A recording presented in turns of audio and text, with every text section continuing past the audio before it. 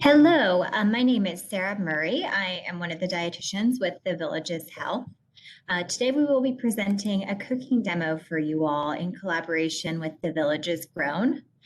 So we're going to be going over two different recipes, and we have Adam Lax who will be presenting from the Villages Grown. So a little bit of a collaboration. So the couple of things that we're preparing today, a fun fact about what we're preparing, it actually doesn't require any heating mechanisms or any kind of heat at all. We're actually doing a completely raw cooking demo. The first thing we're actually going to be doing is the microgreen salad with a lemon dill vinaigrette. And then a vegetable pasta made with cucumbers, zucchini, and spinach, and carrots. So we'll be having those raw vegetables, and we're going to be spiralizing them. I'm showing you different ways to prepare them, and then having a raw marinara sauce as well. Both of these recipes are really delicious, so I'm excited to share them with you all. And the microgreen salad is really simple. That vinaigrette is something that you can make on any kind of vegetable salad at all. The marinara sauce is something really versatile too. So if you didn't want to have a completely raw meal, you could have that with some pasta if you wanted to, or you can use this vegetable pasta.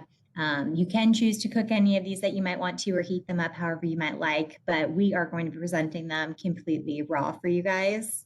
So it should be a new, interesting recipes for you. Just a quick little quote for you guys. A healthy outside starts from the inside. So what are you putting in your body? How could we make your insides look good? That way you can feel good on the outside. So as I was saying, we're going to be starting with the microgreen salad. We're going to go into some questions at the end too. So if you have any questions, hopefully we can answer them here today. If not, we do have our contact information at the end of this presentation. So feel free to reach out to us. You can reach both of our websites and we can help you out however we can. So the ingredients that you'll need for this lemon dill vinaigrette, just some lemon juice, some vinegar, olive oil, dill, and then a little bit of honey, salt, or pepper, and this is to taste. So all of these have measurements here. These are the measurements that we're using approximately. Adam likes to use his free will a little bit more. So if you're more comfortable in the kitchen, by all means, have some fun with your ingredients. Get a little bit creative. If you don't want to use white wine vinegar, try to think of different vinegars that you might want to use, whether that's rice vinegar, if you want to use a balsamic vinegar and change up the flavors completely, using any kind of different herbs, you can make it versatile as well. As Adam goes into in the video, it's all about ratios. So he'll go into the ratios a little bit more.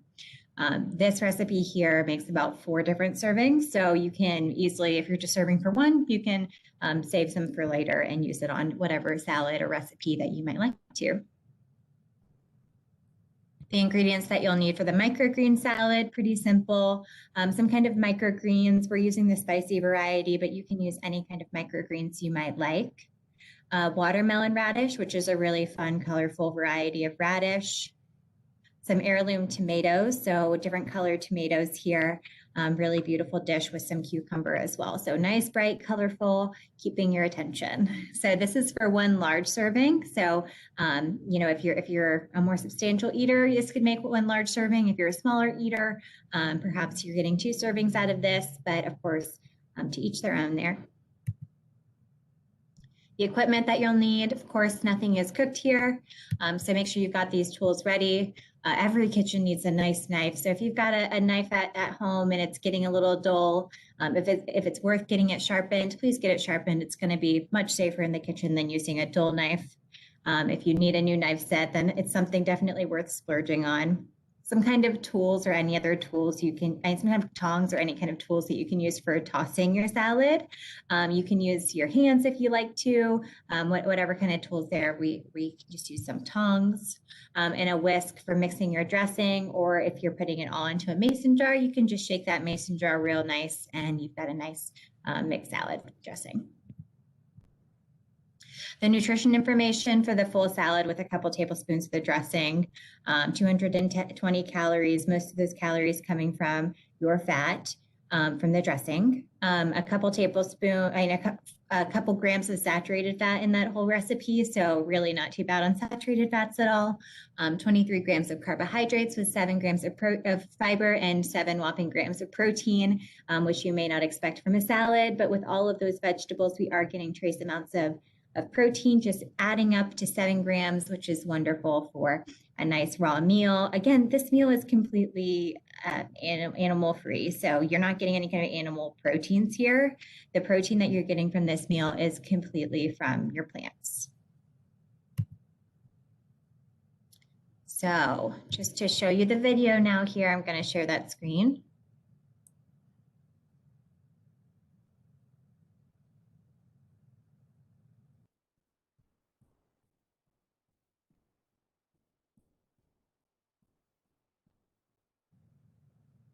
All right, and here is Adam with our salad. Hi, my name is Adam Wright, and I'm with The Village's Grown, working in conjunction with The Village's Health on some few simple recipes that you can do at home using ingredients from our farm and local farms in our area. And of course, all these items can be found at our store, The Village's Grown. Today, we're going to be working on a lemon dill vinaigrette, and it's pretty simple. I'm used to eyeballing everything, and again, the ingredients are pretty simple, so stay tuned and follow the screen for the exact ingredients and the measurements. First, we're going to use lemons.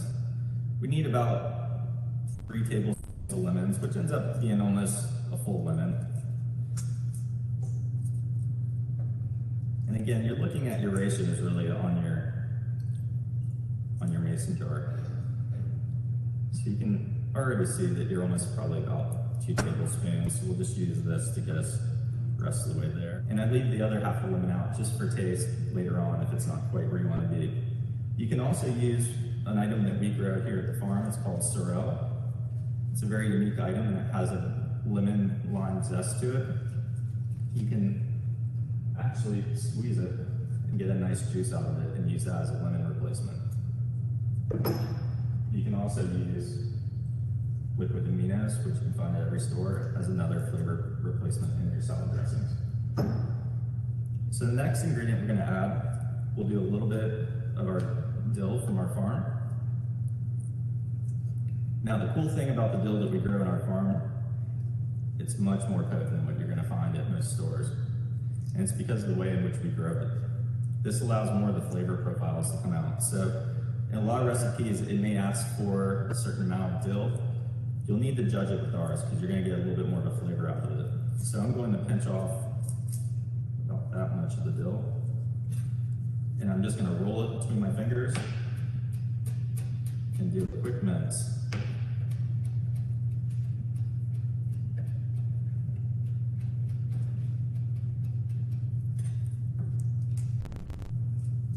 Just flatten it out a little bit to get some of that flavor and aroma to come out. We are going to go into the olive oil. You want to make sure that you use extra virgin olive oil. Try to get it unfiltered.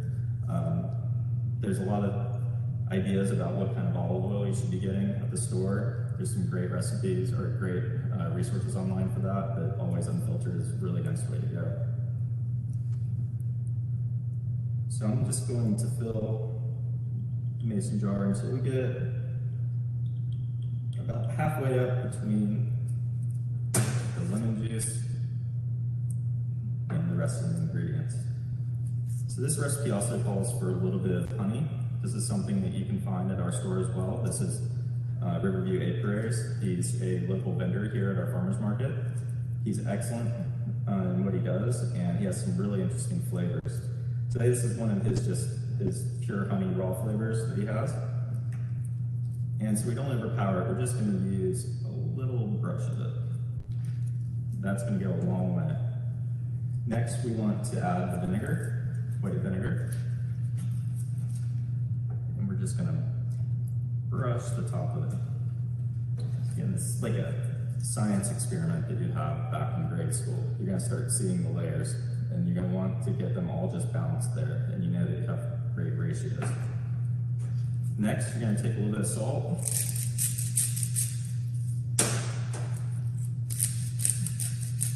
Pepper. And again, you can get your salt replacement using liquid aminos. So next stop for that, you can just let that marinate. And there's your dressing. Okay, now we're on to making the microgreen salad.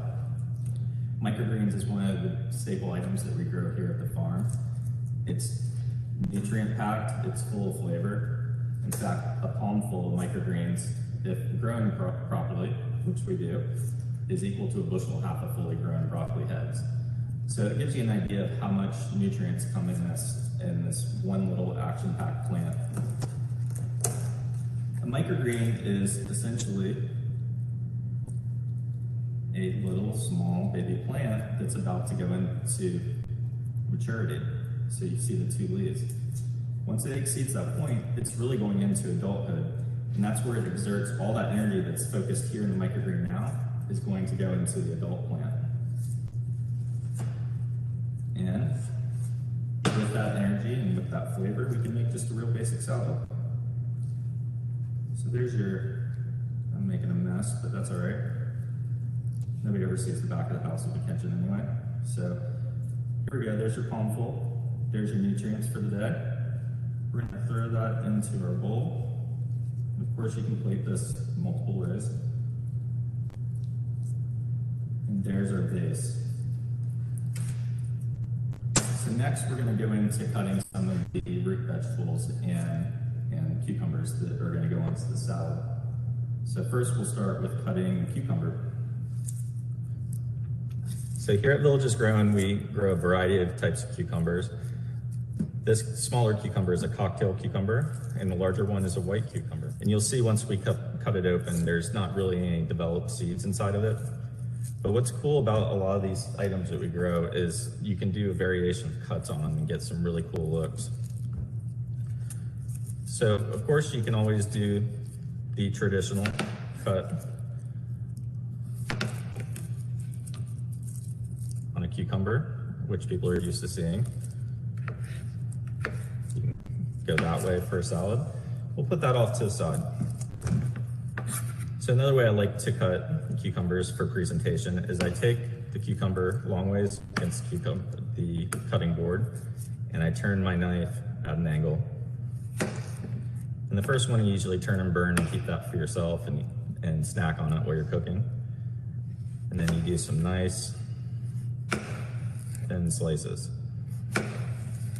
And you can mix this up, and these allow you to just create a better presentation with your salad. Again, the same thing, smaller cucumbers, they end up looking a little bit better when you do the finer cuts. So again, you're getting these nice, interesting looks. Then you can go back to the other end and get the cuts that you're used to. And these can all be used for decoration.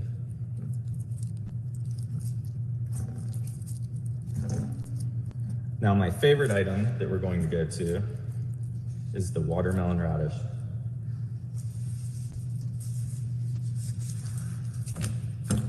Watermelon radish has a very unique look, not only on the outside, but also on the inside. To grow with these, simply pull the tops off. I usually bunch them up, and we have a stock pot that we put everything in, and we make a stew from it later on. Start off by cutting off the top and the root. You can already start to see the cool variations that you get from this root vegetable. And if you're so inclined, you can always keep these, and you can do fun stuff on the plating with that. So there you go.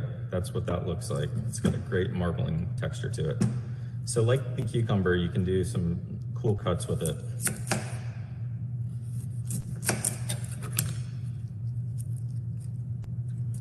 You can see how it starts to all layer up together. And other ways you can do this is you can create cubes. What I do is cut the flat side on it, and then do some cross cuts.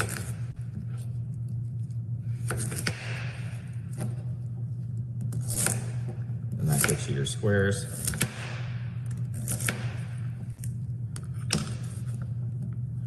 Now you have all kinds of interesting colors to put on your plate. All right, so now we're gonna get to our plating, now that we have all this fun stuff over here. All right, now we're on to the plating. This is where we can have a lot of fun. So we took those long cuts of the cucumber. We can just position them in here and do almost like a floral arrangement with it. You can use the circle part to give you some texture there. Or you can keep going across the outside. And take your cubes of watermelon radish filled with nutrients. Great for fighting sickness. And we have our other color pops, our heirloom cherry tomatoes that we grow here in house. These are excellent for snacking and also for making salads. So we can add our color diversity into this plate.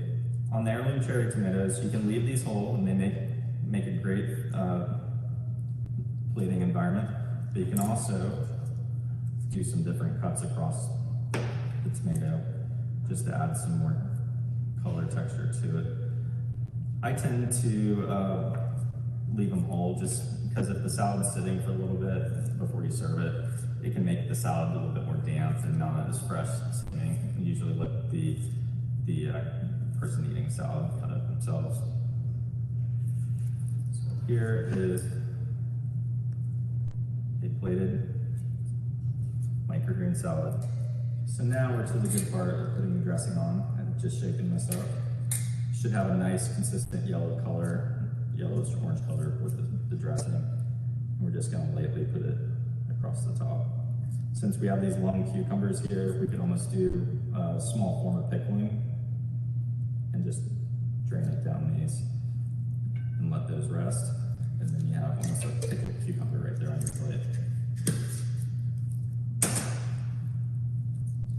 And there's your dish.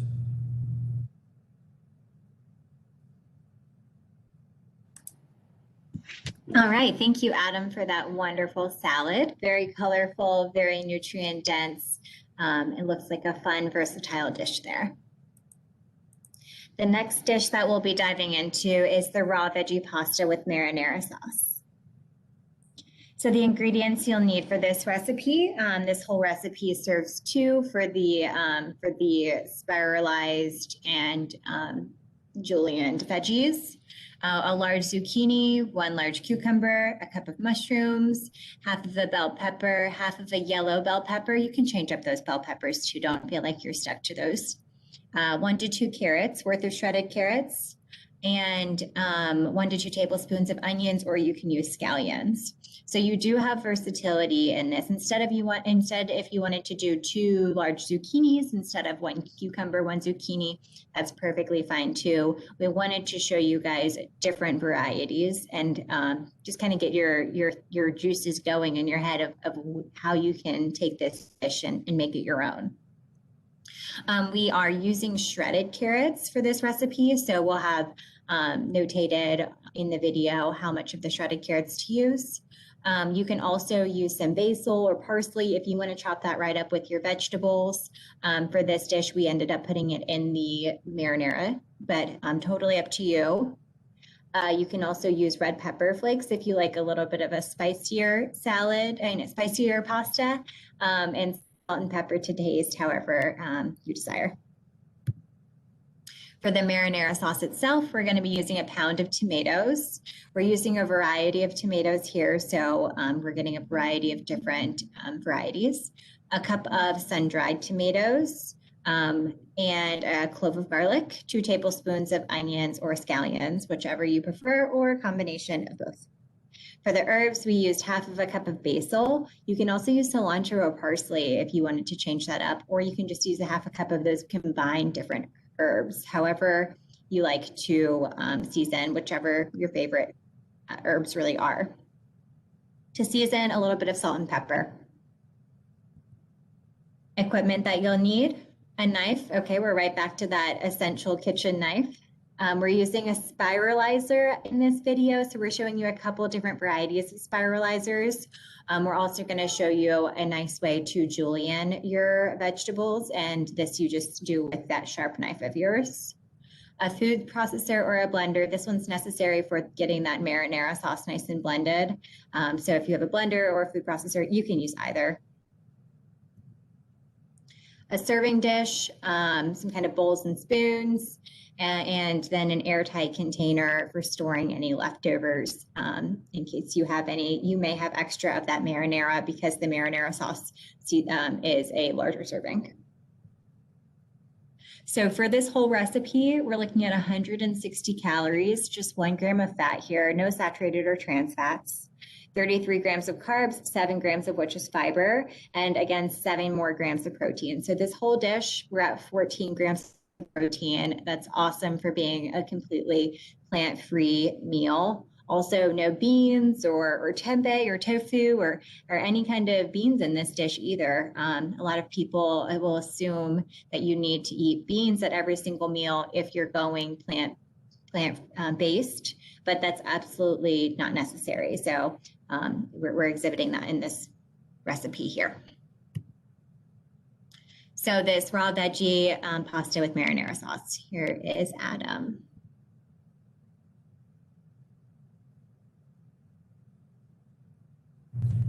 All right, next up, we're going to be making a raw pasta salad.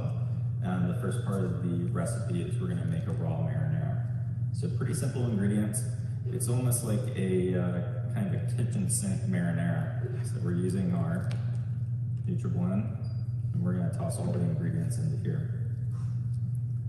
Depending on how you like your garlic, be careful, know your strengths in garlic. Also, if there's somebody in your household that you feel like punishing, make them feel these. Their fingers will sting forever. So I'm just going to chop up the garlic a little bit and let that rest in there. Taking some sun-dried tomatoes, you can make these simply yourself using a dehydrator, or you can leave them out in the sun. There's all kinds of ways you can make these. The bag that they sell locally here in the villages, you can get them ready to go. Some of them you have to pre-soak to loosen them up.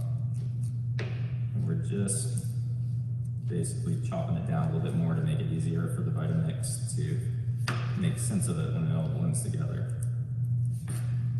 So, there's the top. All right, of course, basil. We're getting very Italian here. I'm gonna save a few sprigs of this to keep for later. You can garnish the dish with it. Same thing, I know it's gonna blend it, but I'm just kind of opening up the aromas in there. Also helps when you're cooking with other people. They can smell it and get into the mood of the meal. So now we're gonna grab some of our village-grown tomatoes. 3 or 4 will do the trick. Again, we're making it easier for the blender. We're gonna quarter these.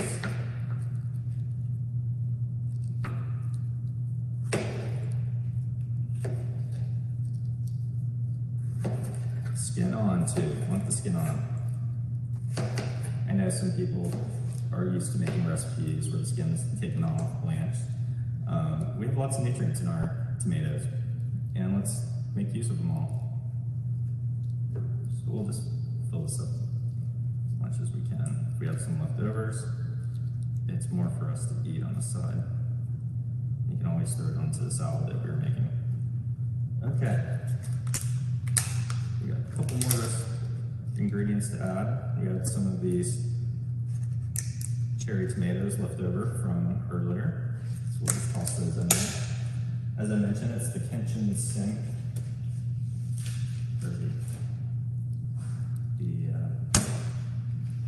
Garbage disposal, however you want to say it. I'm already messing it up, but we're gonna add a little bit of onion now. Recipe calls for shallots. And with this type of onion, this is from Long and Scott Farms here locally. You can find this at our store. This is the way it comes. You can make your own shallot. You can get some real tight cuts. You get a nice little fine onion out of that. You sprinkle that in. Of course, you can do the same with the big onion. The size of that. Cool.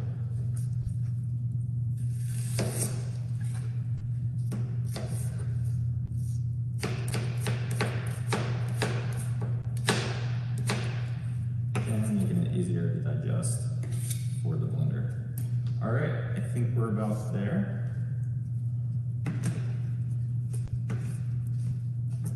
As my colleague Tracy reminded me, when you're making this recipe, you want to put all the small ingredients down at the bottom, and so when you flip it over, the tomatoes go down first.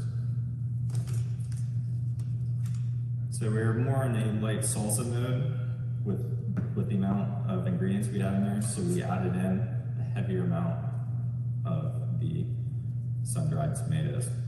So we'll screw this back on, and we'll thicken up the texture of this recipe. Gotten a little bit of a thicker texture, depending on how you want to pour it over your zoodles later. That's completely up to you. We're gonna go on and just put this on a little bit longer, chop up.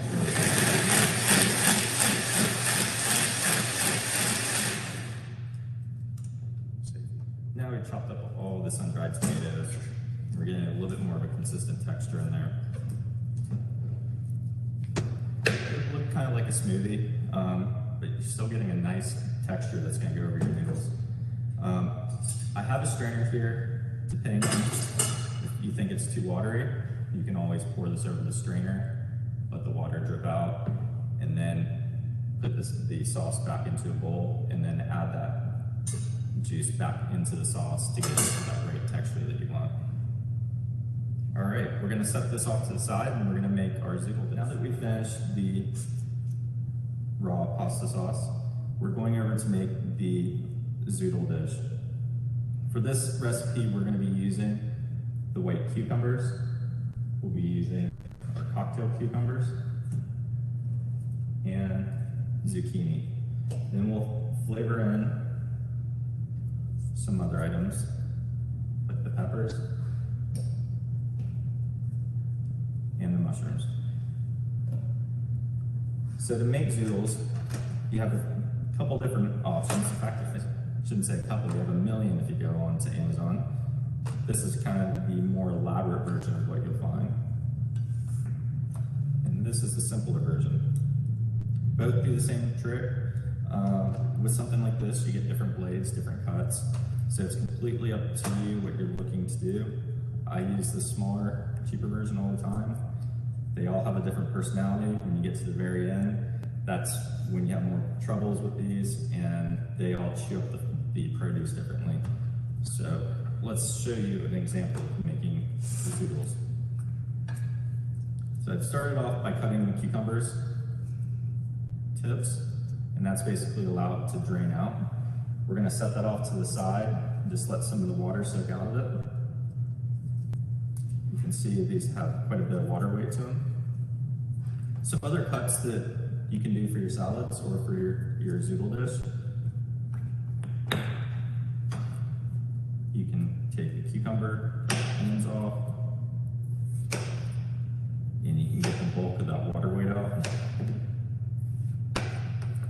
you can see there. You can always use that for making different sauces or different types of dishes. You can see there's a lot of juice that comes out there. So now you're left with these nice clean pieces of cucumber, which allows you to do some long cuts on them, and it allows you to also create some more texture into your zoodle dish. I've already pre-cut a few of these so you can see different textures. Again, you can use these on your salad. It's another type of cut. So you make the long cuts, and now you got these cute little squares. So we'll leave those off to the side.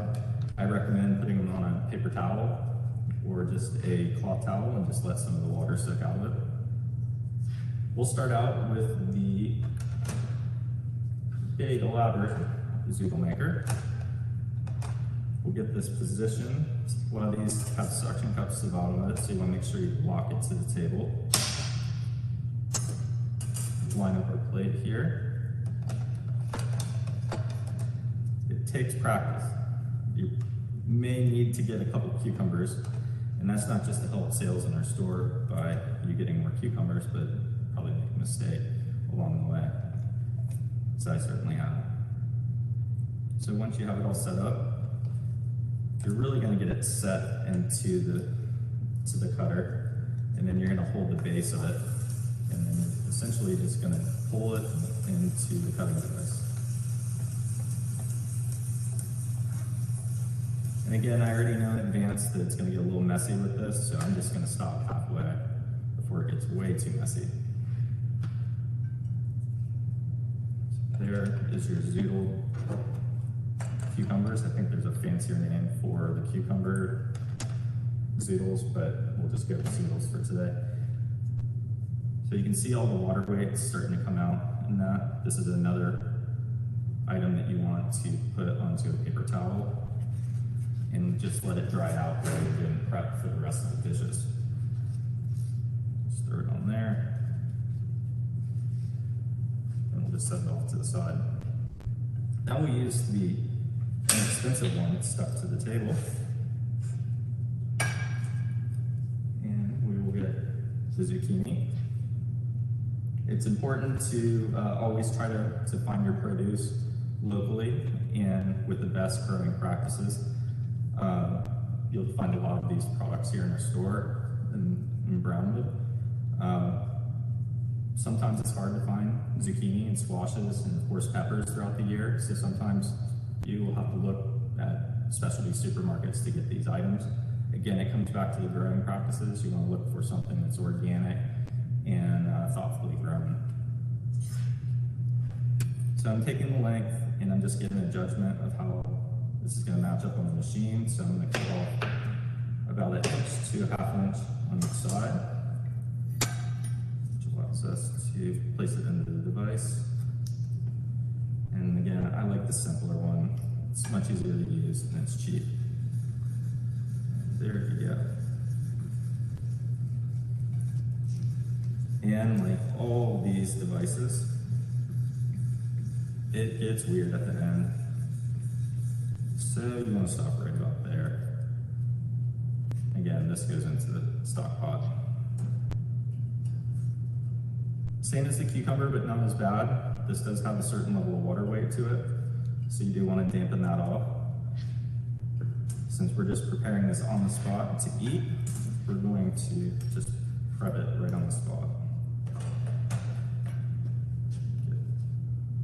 Cucumber. I have some previous zoodles I made over here. We'll just add to the dish with a slightly different cut.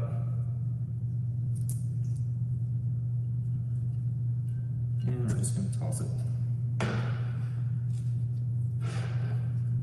So now we're going to add some color. I'll take these little pieces I've already cut. The recipe calls for 1/2 of each color of the sweet peppers. So I'm just going to take off a little bit more. We'll put those off to the side. Depending on how sharp your knife is, a lot of times people will end up cutting them from the top and the knife can't break the skin. So you want to flip these over, make it as flat as possible, and cut it from the inside down towards the skin. And that gets you a nice clean cut, even if you have a dull knife. I tend to have a lot of dull knives in the house. And it's usually because we're cutting on surfaces we're not supposed to be cutting on. I'm guilty of that. This is another opportunity to do different cuts, just like the salad that we made earlier. This gets you all the color hot on the dish. Now we'll just go over to the green. when I'm making dishes here at the farm for the team, I typically try to put everything onto the side. A lot of times you can put it on the top and it makes for great plating, but I try to make it so that the consumer of the food can sprinkle on to what they prepare to eat later on. So the amount of pepper I put on there might not be the amount of pepper they want to have on there. And so they still have a nice whole dish that they can work with. So we'll go to the mushrooms. We actually, we grow quite a few types of mushrooms here locally. Not here at the Villages Grown, but we have 3 vendors that you can purchase at our farm. There's also a couple of mushroom growers that do large-scale production that are out of the Apopka area, and you can find those at a lot of local retailers. When you use this type of mushroom, you obviously can get a lot of really cool cuts out of it, cutting it long ways. You get the full shape of the mushroom. Again, you can chop these any way you want. Some interesting things about mushrooms is they hold a lot of water weight as well. You can actually put these in the bottom of a hot pan with no oil for about 5 minutes on medium, and it'll just dump the water right out from the bottom of them. And that allows you to use them on pizzas. So if you've ever made a pizza and your pizza was soaking wet after you were done cooking it, it's probably because the water weight came out from the mushrooms. Some other little items we can add in, this just happens to be left over. We have an onion from Long and Scott. We'll just sprinkle that throughout. We have some shredded carrot. We can just put in there to add some extra color. And there's our dish.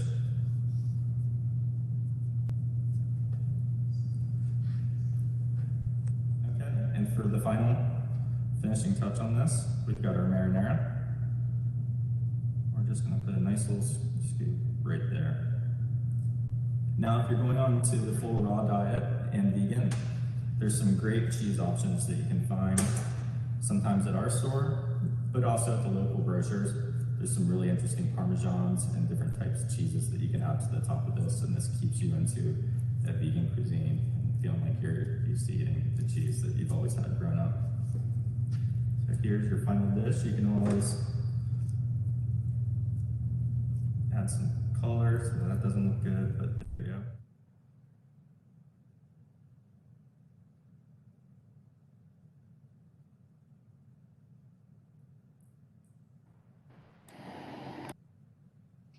All right, so that is our final dish there, the raw veggie pasta with marinara sauce.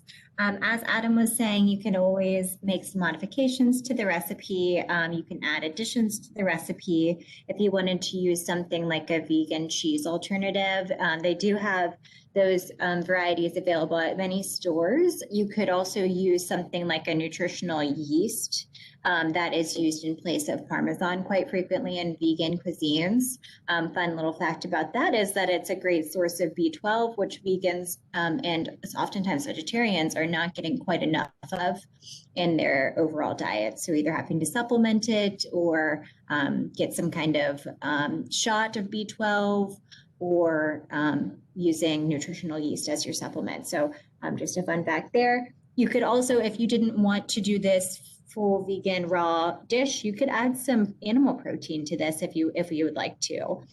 This would taste really good with some ground turkey or some ground beef if you want that even. So think about how you might be able to adjust it towards your goals, your diet in particular.